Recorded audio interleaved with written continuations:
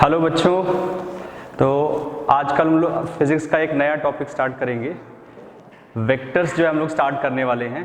थोड़ा बहुत तो आप लोगों ने क्लास 11th में इसके बारे में पढ़ा होगा। वैसे तो अगर इस चैप्टर के बारे में बात की जाए तो डायरेक्टली क्वेश्चंस तो बहुत कम आते हैं नीट में। फिज़िक्स में वेक्टर्स के अगर बात किए जाए तो बहुत कम क्वेश्चंस आते हैं, लेकिन इसके एप्लीकेशन के बेसिस पे जो है बहुत सी चीज़ें होती हैं। तो अगर ये टॉपिक आपको क्लियर नहीं होगा तो प्रॉब्लम हो जाएगी। ठीक, तो वेक्टर्स का यूज़ हर जगह होता है। न्यूटन्स लॉज ऑफ मोशन में बात की जाए, प्रोजेक्टाइल मोशन में बात की जाए, इलेक्ट्रोस्टैट में बात की जाए, मैग्नेट में बात की जाए, तो हर जगह वेक्टर का यूज़ होगा। इसलिए कभी कभी लोग कहते हैं कि ये एक टूल है, ठीक, इसलिए डायरेक्टली इस पर क्वेश्चंस कम आने की पॉसिबिलिटी होती है, but still this is very important. इसके कंसेप्ट्स आपको बहुत क्लियर होने चाहिए, से खास तौर से वेक्टर्स का एडिशन, सब्ट्रैक्शन, ठीक है, ये चीज़ें क्लियर होनी चाहिए। और जो 12th वाला पार्ट होता है फिजिक्स का, जैसे मैग्नेट, तो वो पूरा क्रॉस प्रोडक्ट में जो है यूज़ होता है, तो उसके प्रोडक्ट्स भी आपके दिमाग में बहुत क्लियर होने चाहिए। तो चलो स्टार्ट करते हैं हम लोग, ठीक है। वेक्टर्स के बारे में बात करते हैं कि वेक्टर्स क्या होता है। पहले तो बात करते हैं कि भाई किस तरीके से जो है ये क्वांटिटी बनी। देखो फिजिक्स में अगर बात की जाए तो ब्रॉड कैटेगराइजेशन फिजिकल क्वांटिटीज का किया गया। जैसा कि हम लोग जानते हैं कि physics is all about physical quantities. Physical quantities के ही बारे में हम हर चैप्टर में पढ़ते हैं। तो दो पार्ट में इनको कैटेगराइज किया गया कि भाई एक स्केलर होगा, एक वेक्टर होगा। जैसे फॉर द एग्जाम्पल अगर हम बात करें कि मुझे मान लो किसी बंदे के घर को लोकेट करना है, मैं यहाँ पे अभी कोचिंग इंस्टीट्यूट में अपने हूँ, ठीक, और यहाँ से मुझे किसी एड्रेस पे जाना है। तो अगर कोई बंदा मेरे से कह दे कि सर यहाँ से मेरा घर जो है 5 किलोमीटर दूर है, तो 5 किलोमीटर दूर है तो मैं पहुँच थोड़े ना पाऊँगा। उसको प्रॉपर डायरेक्शन के साथ बताना पड़ेगा कि सर आप यहाँ से स्ट्रेट जाओ 1 kilometre, then take right turn, then take left turn. जब तक प्रॉपर डायरेक्शन के साथ वो मेंशन नहीं किया जाएगा तो हम उस एड्रेस को लोकेट नहीं कर पाएंगे। तो इसी तरीके से फिजिक्स में जो है कुछ फिजिकल क्वांटिटीज होती हैं जो कि डायरेक्शन और मैग्नीट्यूड दोनों रिक्वायरमेंट होती है जिनको अगर आपको कंप्लीटली रिप्रेजेंट करना है तो, ठीक है। तो पढ़ा है आप लोगों ने, मैंने बस एक बार ब्रीफ कर दिया। तो बेसिकली वेक्टर्स की अगर बात की जाए तो vectors are those physical quantities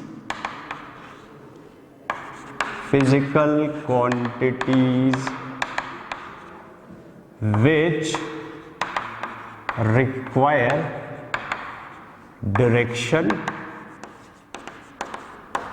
as well as magnitude। मतलब ऐसी फिजिकल क्वांटिटीज जिनको रिप्रेजेंट करने के लिए डायरेक्शन और मैग्नीट्यूड दोनों की जरूरत होती है, उसे हम लोग क्या बोलते हैं, वेक्टर्स बोलते हैं। वैसे तो ये डेफिनेशन अपने आप में कंप्लीट नहीं है, इसका मैं एक एग्जांपल आपको बता देता हूं, और जब तक लेक्चर खत्म होता है तब तक आप सोचते रहो कि ऐसा क्यों है। जैसे एक क्वांटिटी होती है करंट, एक क्वांटिटी होती है करंट, इसके पास मैग्नीट्यूड भी होता है और डायरेक्शन भी होता है। Still this is a scalar quantity, still current is a scalar quantity. तो इस डेफिनेशन के हिसाब से अगर बात की जाए तो डेफिनेशन के हिसाब से अगर बात करें तो भाई ऐसी फिजिकल क्वांटिटीज जिनको रिप्रेजेंट करने के लिए डायरेक्शन और मैग्नीट्यूड दोनों की जरूरत होती है वो वेक्टर फिजिकल क्वांटिटीज कहलाएंगी। तो करंट तो इन दोनों को क्वालिफाई कर रहा है, but still it is a scalar quantity. तो मतलब ये डेफिनेशन अपने आप में कंप्लीट नहीं है। तो आपको क्या करना है, सोचते रहना है भैया इसका आंसर क्या है, ठीक है। तो आगे बात करते हैं। डेफिनेशन पढ़ ली, बताया मैंने कि दिस इज नॉट कंप्लीट, ठीक, लेकिन सोचते रहना है आपको कि भाई क्यों ऐसा हो रहा है। शायद कुछ लोगों को आंसर पता भी हो इसका, ठीक है।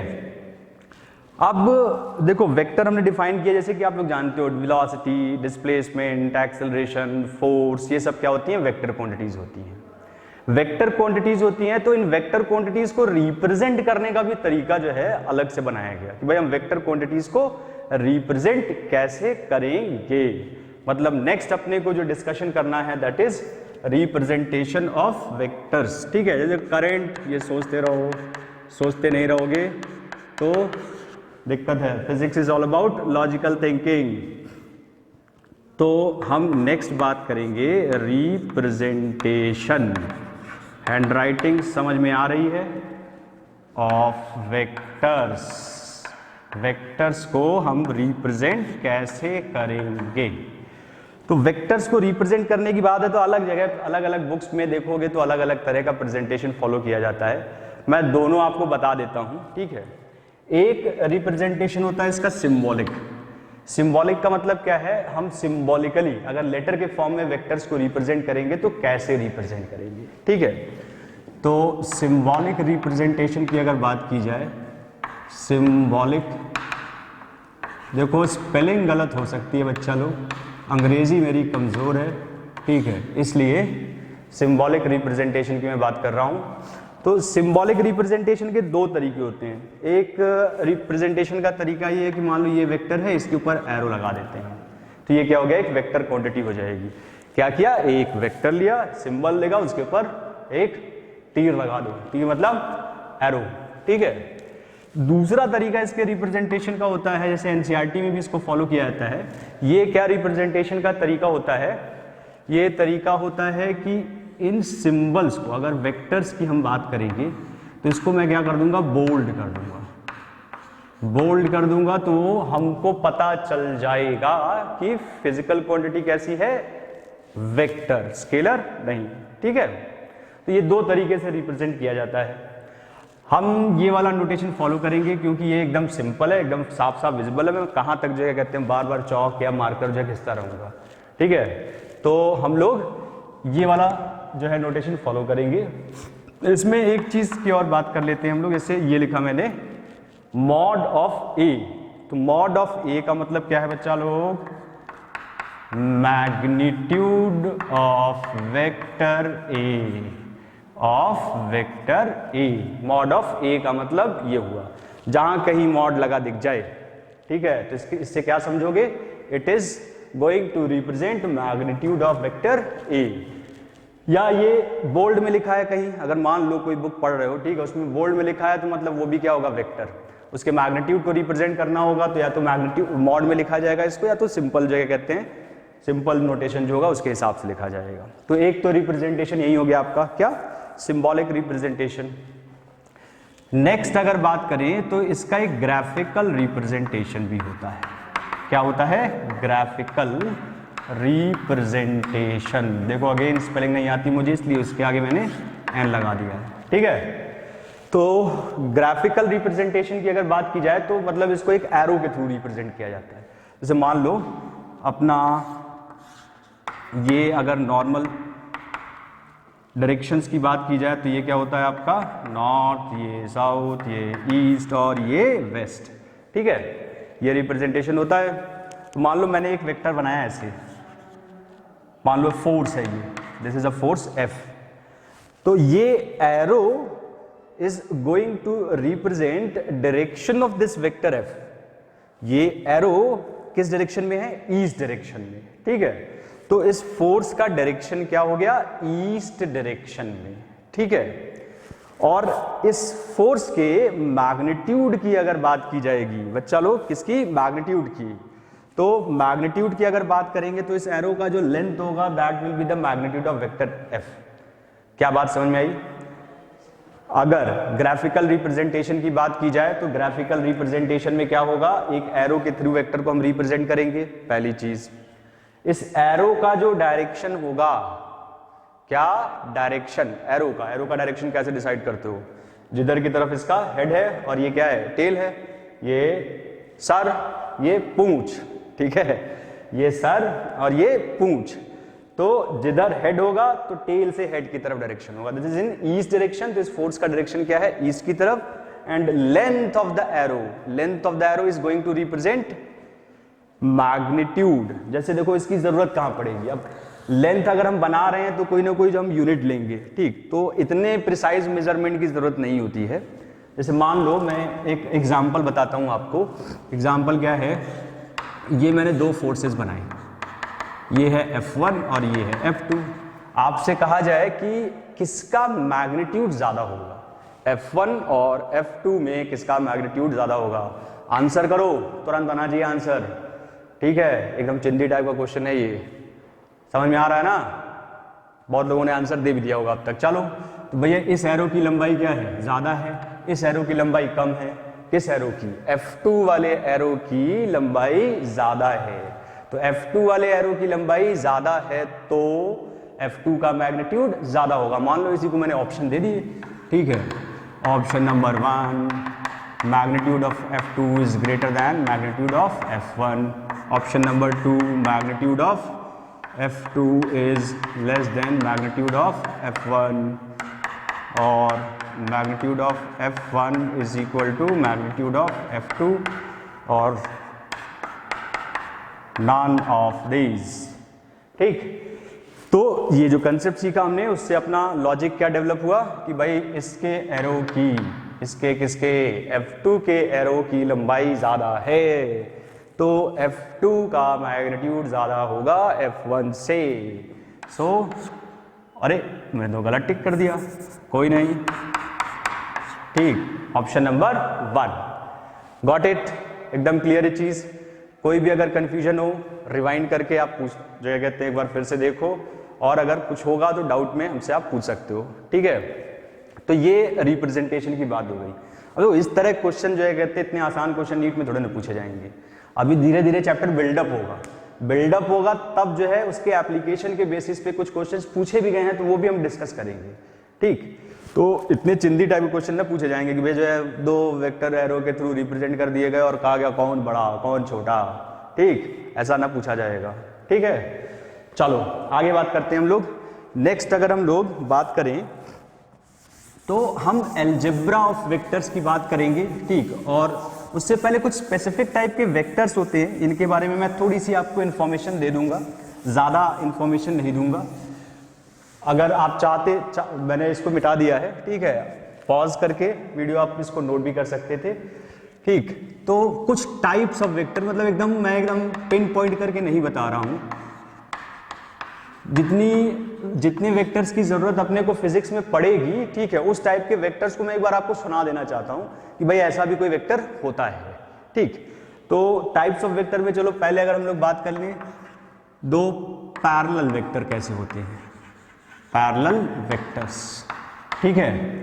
तो नाम से समझ में आ रहा है यार कि पैरेलल वेक्टर मतलब पैरेलल होंगे एक दूसरे के, पैरेलल होने का मतलब डायरेक्शन इज सेम, ठीक है। 2 ऐसे वेक्टर्स जिनका डायरेक्शन क्या हो, सेम हो, डायरेक्शन इज सेम, ठीक है। ऐसे वेक्टर्स को हम क्या बोलेंगे, पैरेलल वेक्टर्स बोलेंगे, ठीक।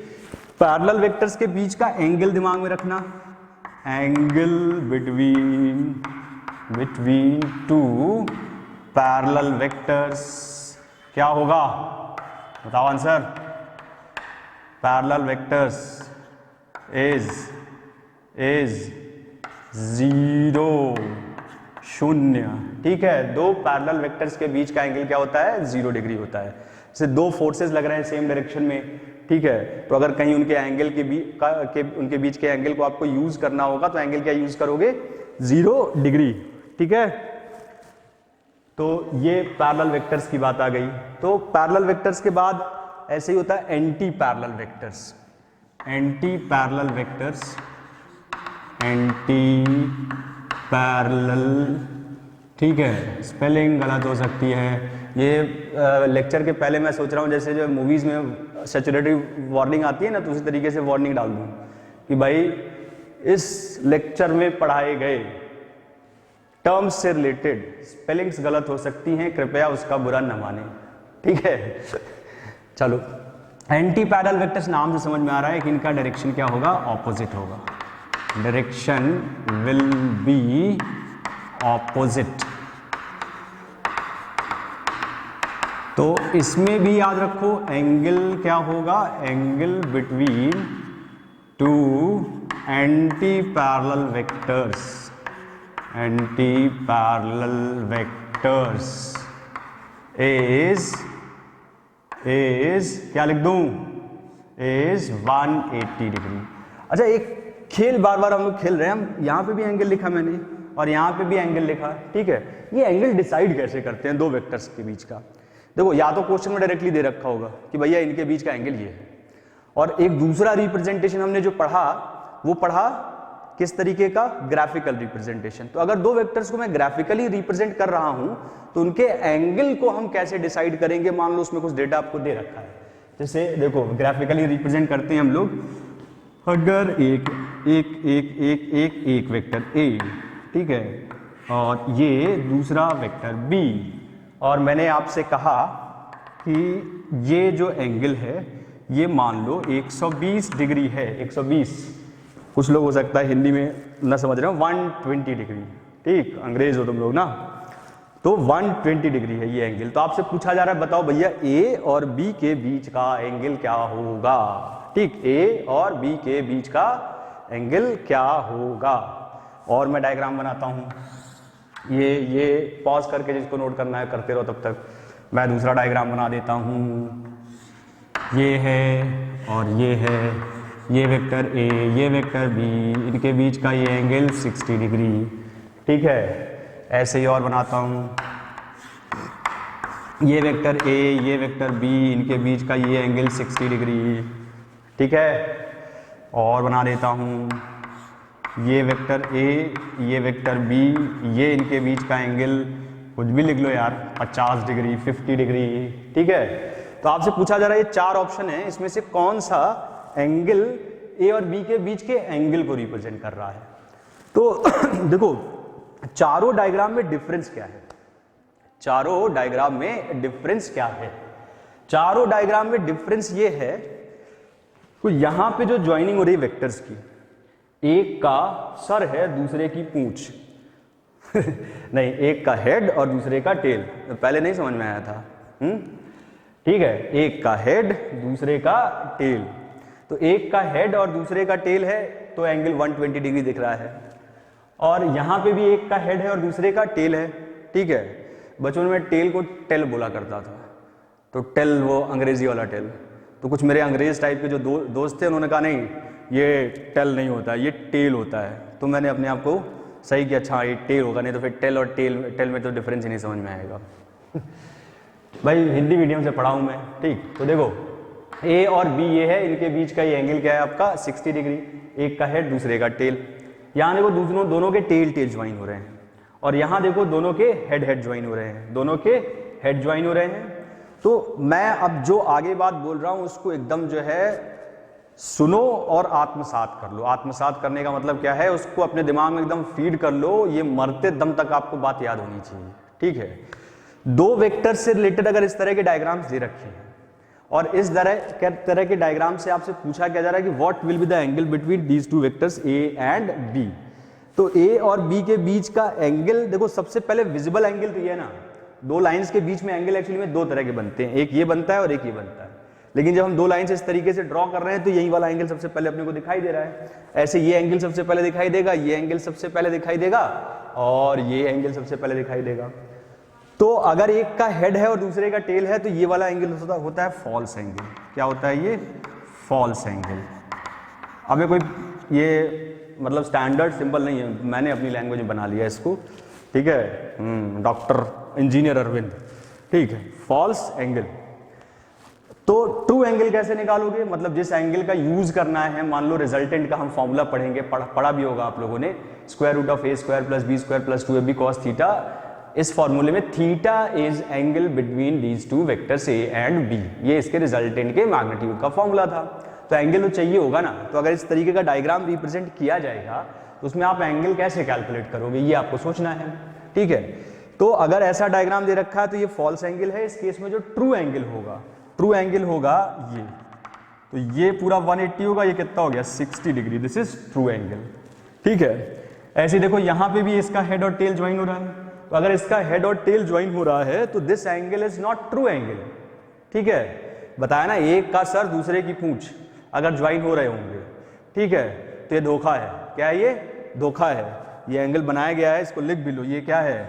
धोखा है, ठीक, ये धोखा है, ये आपको एंगल ट्रू एंगल की तरह कंसिडर नहीं करना है। तो एंगल कैसे निकालोगे? 180 माइनस 120 मतलब 60 डिग्री। सेम चीज यहां पे, ये भी क्या है? धोखा है, ठीक है, ये भी धोखा है, तो this is not true angle. True angle क्या होगा आपका यहाँ पे? या इसी को मैं क्या नाम दे रहा हूं, फॉल्स एंगल। क्या नाम दे रहा हूं, फॉल्स एंगल। तो ट्रू एंगल क्या हो जाएगा, true angle is 180 minus 60। 180 minus 60 करो कितना आएगा, 120 डिग्री। ठीक, क्लियर है चीज, कोई कंफ्यूजन? कोई भी कंफ्यूजन एक बार फिर जो है वीडियो को आप रिपीट करके देख सकते हैं। ठीक है, अब देखो यहां पे अगर इन दोनों डायग्राम्स में बात की जाए, तो इन दोनों डायग्राम्स में अगर बात की जाए तो एक का हेड है और दूसरे का भी हेड है, या एक का टेल है दूसरे का भी क्या है, टेल है। यहां दोनों की पूंछ ज्वाइन हो रही है ना, और यहां देखो दोनों का सर ज्वाइन हो रहा है। तो ये जो एंगल होता है ये ट्रू एंगल होता है। क्या होता है, ट्रू एंगल। ये धोखा नहीं है, true angle. This is also true angle. क्या है ये, ट्रू एंगल। क्लियर है चीज? तो angle between these two vectors और एनी टू वेक्टर्स, अगर ग्राफिकली उन दोनों वेक्टर्स को रिप्रेजेंट किया गया है, तो अगर एक का हेड और दूसरे का टेल ज्वाइन हो रहा होगा तो that is not true angle, वो धोखा है। 180 में से उसको माइनस करोगे तो ट्रू एंगल मिलेगा, जैसे ये दोनों। ठीक है, और एक का हेड दूसरे का भी हेड, एक का सर दूसरे का सर, या एक का टेल दूसरे का टेल। ठीक है, मतलब पूंछ और पूंछ, तो भी एंगल क्या होगा आपका, ट्रू एंगल होगा। तो एंगल के बारे में एकदम क्लियर पिक्चर होनी चाहिए। ठीक है, तो आप इसको नोट कर सकते हैं पॉज करके, और मैं तो मिटाता हूं इसको और आगे चलेंगे हम लोग। ये बहुत बेसिक चीजें हैं, तो अभी तो हम लोग जो है बेसिक चीजें पढ़ रहे हैं, और एकदम बेसिक से ही मैं स्टार्ट भी करूंगा, क्योंकि मैं ये मान के चल रहा हूं कि आपने कुछ नहीं पढ़ा है। क्योंकि अगर मैं कोई प्री अजम्पशन मान के चलूंगा तो मेरा जो टीचिंग एक्सपीरियंस है अभी तक का, उस पर आप लोग जो है खड़े नहीं उतरते हो, मतलब आप लोग मुझे धोखा दे देते हो। तो इसलिए मैं एकदम बेसिक से ही पढ़ाता हूँ, एकदम स्टार्टिंग से। ठीक है, जितनी नीट में रिक्वायरमेंट होगी या जे में रिक्वायरमेंट होगी उतना जो है पूरा हम लोग डिस्कस करेंगे, एक एक कंसेप्ट कुछ छूटेगा नहीं। चलो अब हम लोग नेक्स्ट बात करते हैं, टाइप्स ऑफ वेक्टर की हम बात कर रहे थे, उसमें एंगल का जो है जिक्र आ गया, तो मैंने कहा एंगल भी बता देता हूं, क्योंकि वो भी कंसेप्ट आपके लिए क्लियर होना जरूरी है।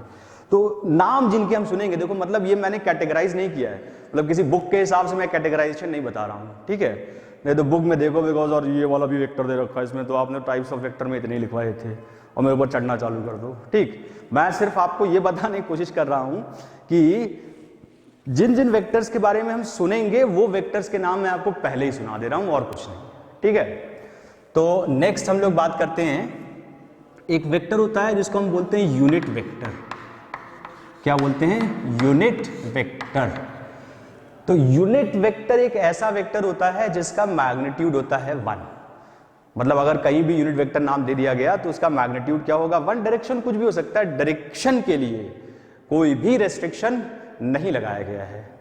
ठीक है, यूनिट वेक्टर एक ऐसा वेक्टर होता है जिसका मैग्नीट्यूड क्या होता है, 1। तो हैविंग मैग्नीट्यूड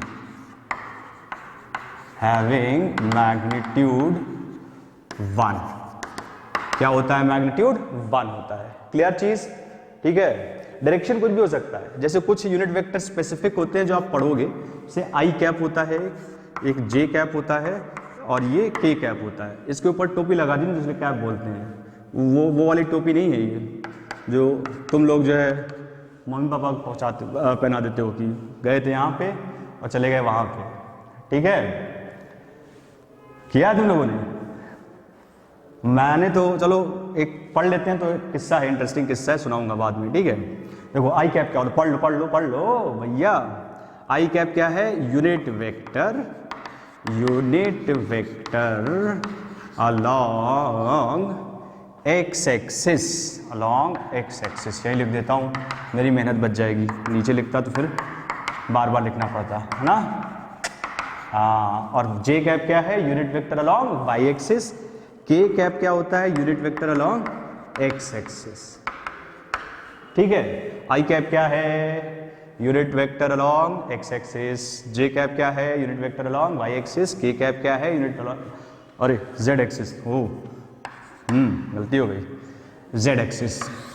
ये यूनिट वेक्टर के बारे में हमने बात कर लिया। अब इन जनरल अगर किसी यूनिट वेक्टर को रिप्रेजेंट करना हो तो हम लोग जैसे मान लो वेक्टर ए है, अगर कोई वेक्टर ए है और इसके लिए यूनिट वेक्टर की बात की जाए, ठीक, तो इसके लिए हम ऐसे लिख देते हैं ए कैप। तो ए कैप क्या हो जाएगा, वेक्टर ए के अलोंग यूनिट वेक्टर, मतलब डायरेक्शन तो ए के अलोंग होगा लेकिन मैग्नीट्यूड क्या होगा, 1 होगा। ठीक, तो मैं आपको यहां फॉर्मूला बता देता हूं, ठीक, हम यूज करेंगे, कैसे आया क्या हुआ उसके बारे में बाद में बात करेंगे। तो मान लो एक वेक्टर ए था, उसके अलोंग आपको यूनिट वेक्टर निकालना था।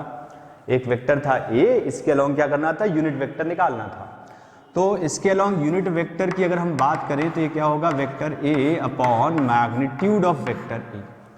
वेक्टर ए के अलोंग कोई एक वेक्टर दे रखा है, ठीक है, उसके अलोंग अगर आपको यूनिट वेक्टर कैलकुलेट करना है तो उस वेक्टर को लिखो और उसकी मैग्नीट्यूड से डिवाइड कर दो।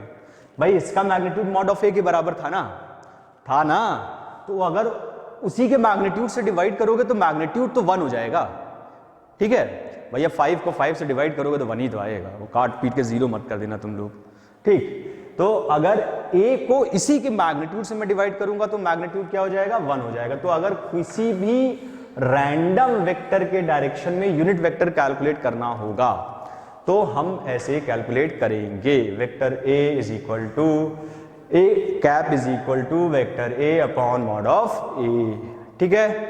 याद रखना, इस पे हम क्वेश्चंस करेंगे लेकिन अभी हम लोग इतना नहीं पढ़ा हमने वेक्टर कि हम कोई क्वेश्चन कर पाए, तो इसलिए अभी मैं इस पे क्वेश्चन नहीं करा रहा हूं, लेकिन हम लोग क्वेश्चंस करेंगे इस पे, ठीक है।